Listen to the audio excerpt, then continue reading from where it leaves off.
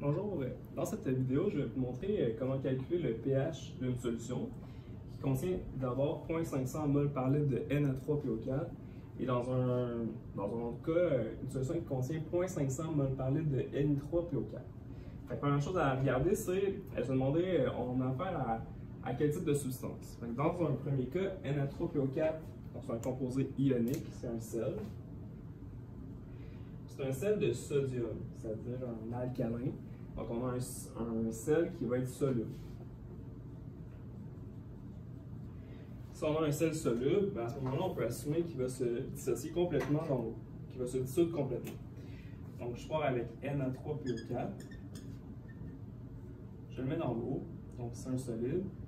Il va se dissocier en 3Na+, plus PO4 3-. Je pars avec 0,500 mol par litre. Au départ, il n'y a pas d'ion en solution. À la fin, en fait, le sel ne sera plus présent. Il va être transformé complètement en Na+, avec 3 fois plus, 1,50. Et le rapport 1 pour 1 pour le phosphate, 0,500 mol par litre. Alors, je me retrouve avec ça en solution. Donc ici, je regarde qu'est-ce qui est présent. En fait, on a PO4 3- qui est une base faible. Donc une base faible, connaissant son KB, je peux calculer finalement la quantité de OH- en solution. Ensuite, trouver la concentration de OH-, donc le POH, puis le pH. Donc PO4 3-, c'est une base. Donc une base, ça va venir capter un H+ qui vient de l'eau, former HPO4 2-, son acide conjugué, plus OH-. Ici, initialement, j'ai 0,500 mol par litre, l'eau liquide, donc il n'y a pas de concentration, HPO4 2- 0, OH- 0, donc moins X qui réagit, plus X. À l'équilibre, je vais avoir 0,500 moins X pour PO4 3-, X pour HPO4 2- et X pour OH-. Je connais le KB, puisque c'est une base. Le KB, dans ce cas-ci, il est de 2,1 fois 10 - 2. Je vais voir est-ce que je peux approximer puis négliger ce X-là. Donc, pour approximer, je vais faire la concentration de la base divisée par le KB. Et dans ce cas-ci, c'est inférieur à 100. Donc, non, je ne pourrais pas approximer. Alors, je vais écrire l'équation du KB, 2,1 fois 10 - 2. C'est égal à x2 sur 0,500 moins x. Si vous faites la résolution de cette équation-là, vous allez arriver à deux valeurs de x, x1 qui vaut 0,0925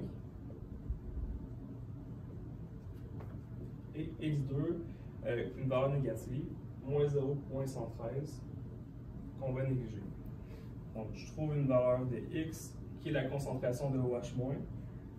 POH, c'est égal à moins le log de 0,0925.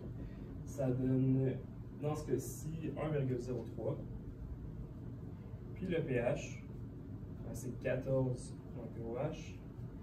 Donc on a un pH de 12,96. Donc on va dire 12,97. Donc ça, c'est dans un premier temps. On avait un sel qui était soluble. On va aller voir maintenant la deuxième situation, Ni3PO4. Ni3PO4, si on regarde dans le tableau avec le nickel, c'est un sel peu soluble. Donc si c'est peu soluble, ça veut dire qu'il ne va pas se dissocier complètement. Il va se dissocier juste en partie.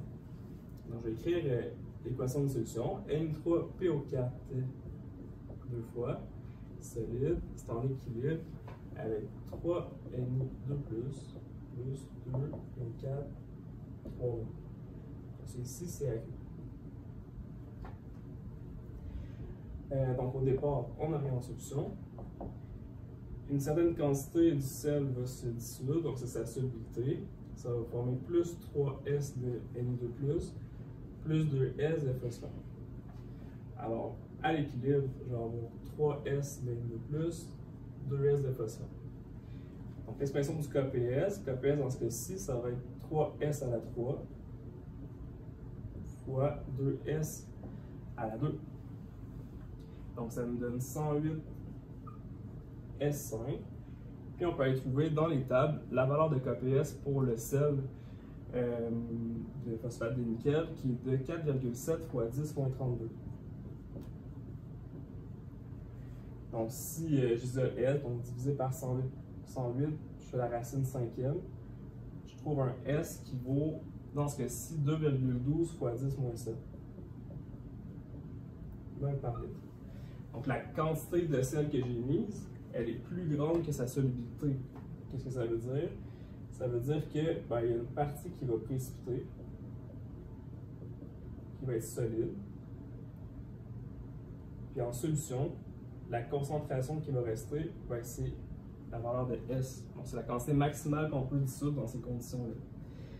Alors, la concentration de PO4 3- à l'équilibre est égale à 2S, donc est égale à 2 fois 2,12 fois 10 moins 7 mol par litre, ce qui donne 4,3 fois 10 moins 7.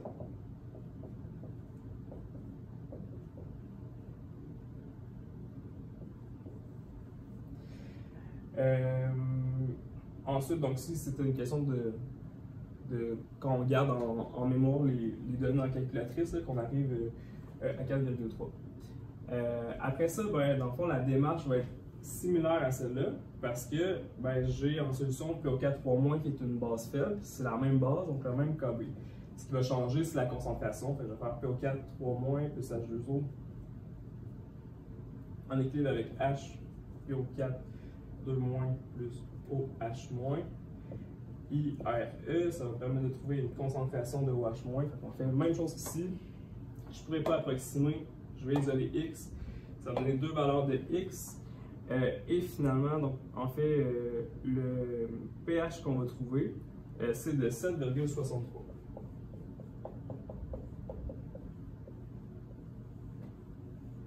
Ça donne quand même de quoi qui est assez plausible, puisqu'on a un sel moins soluble, peu soluble. Il va se dissocier qu'en partie, donc la quantité de base dissoute va être moins grande, et donc la quantité de OH- aussi produite va être moins grande.